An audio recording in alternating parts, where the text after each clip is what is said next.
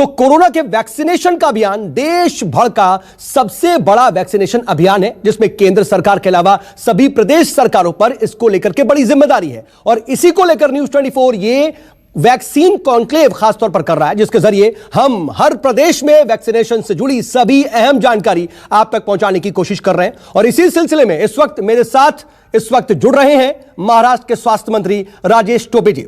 राजेश जी, बहुत बहुत स्वागत आपका न्यूज 24 पर और इस खास कॉन्क्लेव में। नमस्कार जी सर, देश की राजधानी, अगर आर्थिक राजधानी की बात करें तो यहां पर वैक्सीनेशन की क्या प्रक्रिया रहने वाली है, इसको लेकर के प्रशासन के स्तर पर क्या क्या चुनौतियां हैं और इससे निपटने के लिए क्या क्या तैयारियां की गई हैं, ये हम खुद आपसे जानेंगे और जरा आपसे समझने की कोशिश करेंगे कि वैक्सीनेशन की प्रक्रिया को लेकर के क्या तैयारी है प्रदेश सरकार की। लेकिन राजेश जी, मैं शुरू करना चाह रहा हूं सबसे पहले आपके उस बयान से जो आपने हाल ही में दिया है। ताजा बयान आपका सामने आया जिसमें आपने केंद्र सरकार पर थोड़ा सा आरोप लगाया और कहा कि जरूरत से कम वैक्सीन मिली है, जरूरत जितनी थी उससे कम वैक्सीन मिली है। मैं उसके बारे में जानना चाहता हूं कि क्या ऐसी स्थिति लग रही है आपको, हाँ, जिसकी वजह से आपको यह कहना पड़ा सर?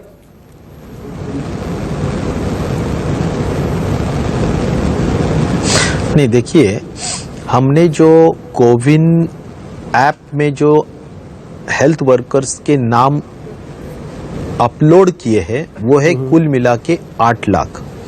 तो 8 लाख अगर नाम है तो 8 लाख के 2 डोसेस अगर होना चाहिए तो 16 लाख, और 16 लाख में जो डैमेजेस है वो 10% डैमेजेस होते हैं और उसका एडिशनल भी हमारे को मिलना जरूरी है, तो वो है कुल मिला के 1.5 लाख। तो ऐसा 17.5 लाख डोसेस हमारे को अप्रॉक्सीमेट चाहिए अंदाजा। और इसके तुलना में या इसके कंपैरेटिवली अभी हमारे को जो एक्चुअल मिले हैं वो है 9,63,000। तो 9,63,000 ये सीरम इंस्टीट्यूट के मिले हैं और 20,000 मुझे जो कोवैक्सीन है उसके मिले हैं। तो ऐसे अंदाजन अगर हम पकड़ते तो समझो ऐसा पकड़ के चलो 8 लाख मिले हैं, 10 लाख मिले हैं। तो 10 लाख के दरमियान अगर आते हैं तो फिर भी 7.5 लाख हमारे को कम है। तो ऐसा मैं नहीं कह रहा हूं कि ये नहीं मिलेंगे, ये मिलेंगे, लेकिन आज इतने डोसेस हमारे को फर्स्ट फेज में हेल्थ वर्कर्स के लिए कम है, वो जल्द से जल्द मिलना चाहिए। 8-10 दिन में मुझे अपेक्षा है, आशा है कि केंद्र सरकार इसके ऊपर डिसीजन लेके हमें सर, इसकी तो एक देखिए प्रक्रिया है, बाकायदा प्रक्रिया है और उस प्रक्रिया के तहत पहली डोज दी जाएगी, उसके बाद दूसरी डोज दी जानी है। तो कुल मिलाकर अभी क्या आपको लग रहा है कि पहली डोज के लिए आपके पास जो भी वैक्सीन पहुंची है वो काफी है, या पहली डोज के लिए भी नाकाफी होगी और आपको वैक्सीनेशन जो 16 तारीख से शुरू होने जा रहा है उससे पहले ही आपको पूरी डोज चाहिए?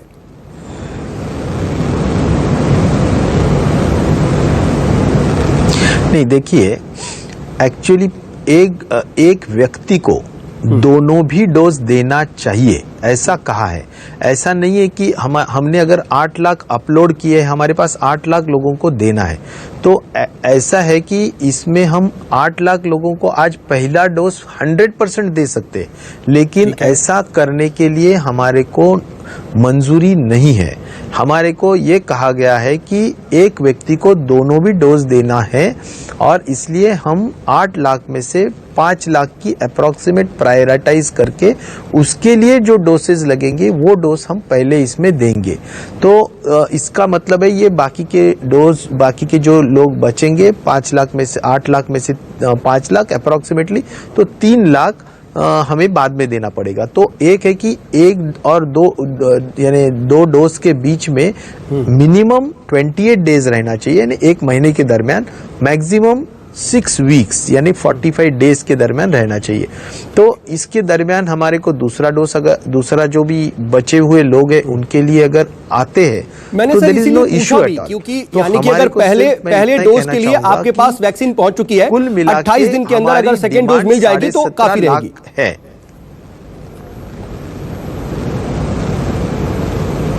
बिल्कुल, हमारे को कोई शिकायत नहीं रहेगी। ओके, ठीक है सर, लेकिन इसके अलावा एक और अहम सवाल है और इस वक्त लोग जानना चाहते हैं, क्योंकि देखिए तमाम तरह की चीजें हैं, सुरक्षा को लेकर के एहतियात बरतने हैं, बहुत से खास उसको लेकर के प्रोटोकॉल का पालन करना है, लेकिन उससे पहले एक बहुत ज्यादा इसकी मांग हो रही है और कुछ राज्य जो हैं इसको लेकर के कह भी रहे हैं कोरोना की वैक्सीन है उसको फ्री में देने को लेकर। तो आपको क्या लगता है, आपका इस पर क्या कहना है, वैक्सीन फ्री में लोगों को दी जानी चाहिए या नहीं?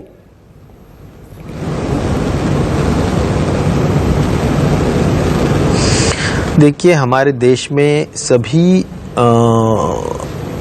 तबके के लोग हैं, जैसा कि अमीर लोग भी हैं, एफ्लुएंट क्लास के भी हैं, मिडिल क्लास के भी हैं, लोअर मिडिल क्लास के भी, और बहुत गरीब तबके के भी लोग हैं। तो मैं ये चाहूँगा कि कम से कम गरीब लोगों को और लोअर मिडिल क्लास लोगों को तो भी कम से कम फ्री वैक्सीन देना चाहिए।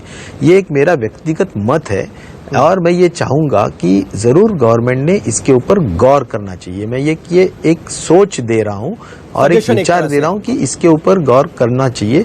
ज़रूर हेल्थ वर्कर्स के लिए गवर्नमेंट ऑफ इंडिया की तरफ से पूरी मदद हो रही है, उसके बारे में मैं दिल की गहराइयों से उनका धन्यवाद करता हूँ। लेकिन इसका मतलब यह है कि वैक्सीनेशन एक तो उनका यानी गवर्नमेंट ऑफ इंडिया का मैंडेट है, और ख़ास तौर पर गरीब लोगों के लिए और मध्यम वर्गीय लोगों के लिए भी ये वैक्सीन का ऑपरेशनल कॉस्ट और जो भी वैक्सीन का कॉस्ट होता है या प्राइस होता है, वो अगर गवर्नमेंट ऑफ इंडिया ने बेयर किया तो कुल मिलाकर के सर आप ये कह रहे हैं कि जो इसे अफोर्ड नहीं कर पाते, राहत मिल सकता है। जिनको अफोर्ड करना मुश्किल हो उनको कम से कम फ्री वैक्सीन दी जानी चाहिए। लेकिन सर इसके साथ एक और बात भी आती है। ठीक है, केंद्र सरकार को आप एक सजेशन दे रहे हैं, कुछ राज्य सरकारें इसको लेकर के परमिशन मांग रही हैं, उनका केंद्र सरकार का जवाब का इंतजार है उन्हें।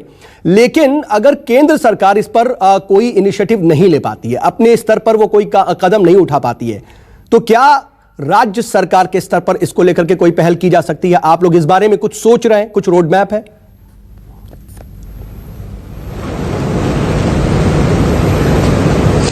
एक जरूर है कि राज्य सरकार की जिम्मेदारी तो है ही, वो तो बनती ही है। लेकिन कैसा है कि अगर राज्य सरकार को जो गरीब तबके के लोग हैं, जिसमें वल्नरेबल जो क्लास है, कि जो अगर अफोर्ड नहीं किए और वैक्सीनेशन नहीं कर पाए अफोर्ड नहीं करने के वजह से, तो वो बेचारों की जान जा सकती है, वो जोखिम में आ सकते हैं। लेकिन मैं ये कहना चाहता हूँ कि राज्य सरकार अपने लोगों को ऐसा ही नहीं रखेंगी, जो भी उनके लिए मदद करने की ज़रूरत है उनको वो ज़रूर करेगी ही। केंद्र सरकार को हमारी अपील है कि केंद्र सरकार ने इसके ऊपर और ज़्यादा गौर करके इसको मान्यता देनी चाहिए। अगर नहीं देती केंद्र सरकार अपने स्तर पर करती तो ठीक, नहीं तो आप भी अपने लेवल पर पॉजिटिवली डिसीजन ले सकती है। ओके, ठीक है सर। लेकिन इन सब के बीच सर एक हालिया आपका एक बयान और आया था, उस पर मैं चाहूंगा थोड़ा सा क्लेरिफिकेशन की। आपने कहा कि 18 साल से कम उम्र के जो तमाम लोग होंगे उन्हें, और गर्भवती महिलाओं या फिर कुछ ऐसे लोग जिन्हें एलर्जी हो, उन्हें टीकाकरण नहीं दिया जाएगा। स्वास्थ्य मंत्री होने के नाते आपका यह बयान काफी अहम हो जाता है, क्योंकि प्रदेश की जनता में से आप कुछ लोगों को कह रहे हैं कि इन्हें नहीं लगाया जाएगा टीका। इसके पीछे की वजह अगर आप समझा पाए।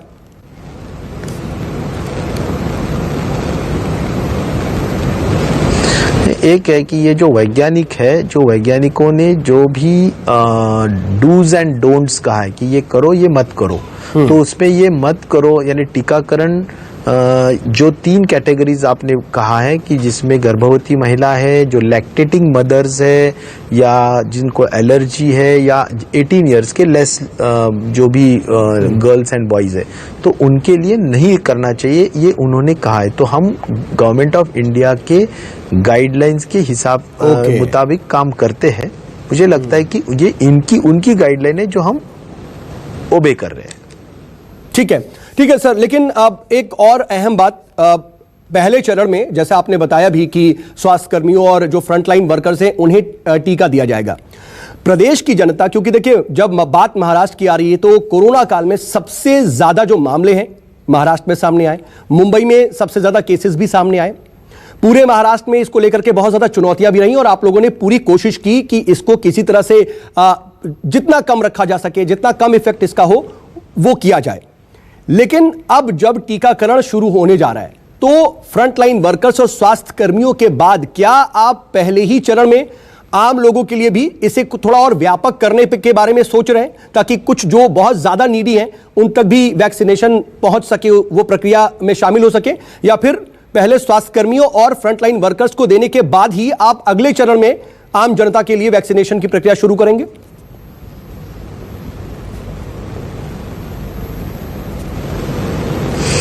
नहीं, मुझे लगता है कि गवर्नमेंट ऑफ इंडिया ने ही इसके बारे में डिसीजन लेना ज़रूरी है। प्रधानमंत्री जी के वीसी में भी वीडियो कॉन्फ्रेंसिंग में जो उन्होंने स्वास्थ्य मंत्रालय, हर राज्य के स्वास्थ्य मंत्रालय से बात किए और माननीय मुख्यमंत्री जी से बात किए, तब भी हमने ये कहा है कि आम लोगों का टीकाकरण कब शुरू हो जाएगा।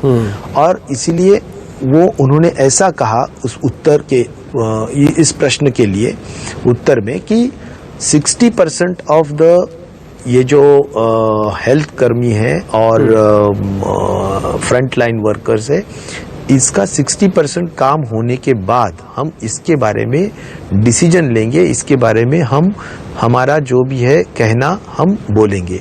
तो मुझे ऐसा लगता है कि क्या आपको लगता है सर एक छोटा सा सवाल था इसी से जुड़ा हुआ। प्रधानमंत्री जी और उनके वीसी का सर ये सवाल था कि महाराष्ट्र को क्या कुछ अलग ट्रीटमेंट मिलना चाहिए, क्योंकि सबसे ज्यादा मामले थे, सबसे ज्यादा लोग इफेक्ट हुए कोरोना की वजह से। तो क्या आपको लगता है कि थोड़ा सा अलग हट करके अलग ट्रीटमेंट के तहत और अलग तरीके से केंद्र सरकार इसको लेकर के फोकस करे महाराष्ट्र को?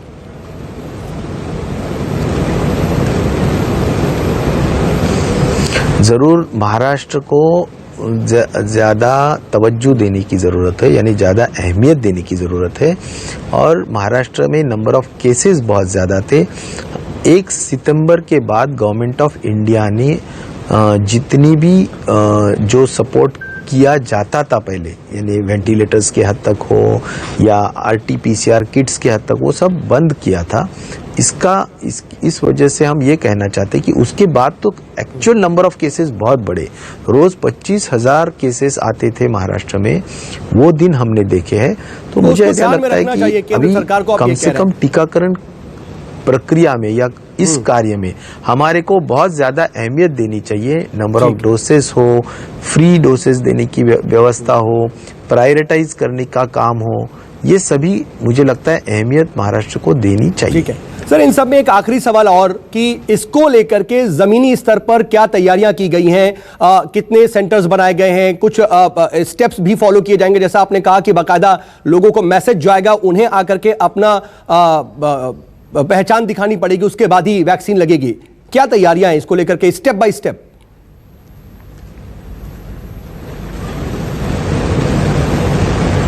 हाँ जरूर, ये मैं एक कहना चाहूँगा स्वास्थ्य मंत्रालय की तरफ से और गवर्नमेंट ऑफ महाराष्ट्र की तरफ से कि हमारा सरकार पूरी तरह से टीकाकरण कार्यक्रम के लिए बिल्कुल तैयार है।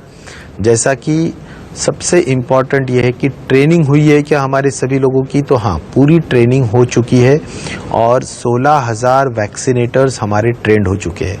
नंबर 2, हमने स्टीयरिंग कमिटीज गठित की है जो चीफ सेक्रेटरी के अध्यक्षता में स्टेट लेवल पे काम करती है, डिस्ट्रिक्ट लेवल पे कलेक्टर के अध्यक्षता में काम करती है। तो ये टास्क फोर्स और स्टीयरिंग कमेटी के मीटिंग्स हो चुके हैं और पूरी जो प्लानिंग होती है कि जिसमें सभी कलेक्टर्स और महानगर पालिका के जो निगम के जो आयुक्त होते, कमिश्नर्स होते, उनको जो भी वर्कशॉप्स लेके सेंसिटाइज करना है, उनको जो भी सब टीकाकरण कार्यक्रम के बारे में डिटेलिंग बोलना है, तो वो सब हो चुका है। चेन जो है हमारी कोल्ड चेन्स, वो भी हमारे 100% इन प्लेस है, यानी हर टीकाकरण केंद्र में ILR और डीप फ्रीजर्स ये उपलब्ध है और हमारे जो भी वॉक इन कूलर्स वगैरह जो होते हैं वो सभी उपलब्ध है। ट्रांसपोर्टेशन की व्यवस्था जो है, रेफ्रिजरेटेड वैन्स वगैरह वो भी उपलब्ध है और सभी लोग ट्रेंड है। ड्राई रन हमारा जो हुआ है वो बहुत सक्सेसफुल हुआ है और इसके अनुसार जो भी ऐप में जो भी कमियां थी, वो ऐप की कमियां भी हमने स्वास्थ्य मंत्रालय गवर्नमेंट ऑफ इंडिया को कही थी, जिसमें वो रेक्टिफाई होके आई है।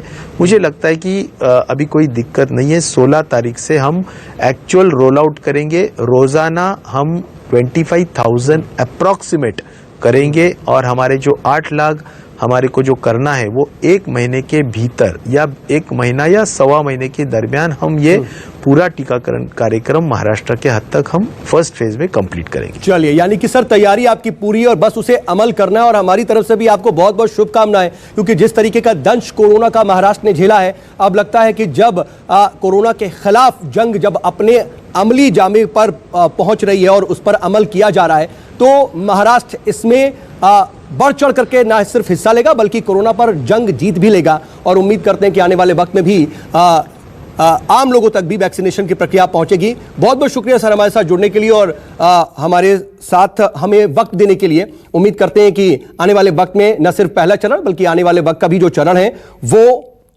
सफलतापूर्वक महाराष्ट्र सरकार इसे पूरा करेगी। तो ये थे महाराष्ट्र के स्वास्थ्य मंत्री राजेश टोपे जी हमारे साथ जुड़ रहे थे और बहुत अहम बातें उन्होंने कही। कुछ तरीके की कोई दिक्कतें थी उस पर भी उन्होंने खुल करके जवाब दिया और साथ ही साथ उन्होंने ये भी बताया कि क्या कुछ उनकी तैयारियां हैं वैक्सीनेशन को लेकर के। फिलहाल अभी के लिए बस इतना ही। नमस्कार, मैं हूं मानक गुप्ता। अगर आपको हमारा ये वीडियो पसंद आया हो तो इसे लाइक और शेयर जरूर करें और हाँ, हमें सब्सक्राइब और फॉलो करना ना भूलें ताकि आप देश और दुनिया की कोई खबर मिस ना करें। तो जुड़े रहिए हमारे साथ और देखते रहिए न्यूज़ 24।